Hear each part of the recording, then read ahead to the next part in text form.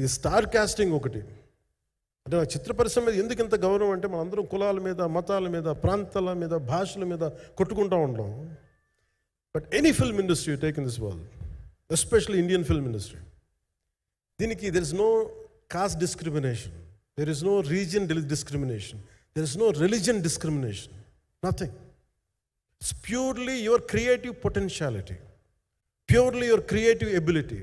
నువ్వు చిరంజీవి గారి తమ్ముడు కావచ్చు, చిరంజీవి గారి కొడుకు కావచ్చు, లేదంటే ఇంకొకళ్ళు అబ్బాయి కావచ్చు, మేనల్లుడు కావచ్చు, ఇట్ డజంట్ మ్యాటర్. నీకు టాలెంట్ లేకపోతే నువ్వు నిలబడలేవు, నీకు సత్తా లేకపోతే నువ్వు ఇక్కడ ఉండలేవు. అది నా కొడుకైనా సరే. ఇట్ ఆల్ డిపెండ్స్ నీకు ఎంత టెనాసిటీ ఉంది, ఎంత పర్సీవరెన్స్ ఉంది, ఎంత నిలబెట్టుకోగలవు, ఎంత నిలదొక్కుకోగలవు, ప్రతికూలతలు ఎంత బలంగా నిలబడగలవు. ఒక నిర్మాత సినిమా తీయడం అంటే ఒక యజ్ఞం చేయడం లాంటిది. తిట్లు తినాలి, ఇబ్బందులు పడాలి, అన్ని పడిన తర్వాత ఫైనల్ డబ్బులు మిగిలితే కూడా లేదు, తెలియదు.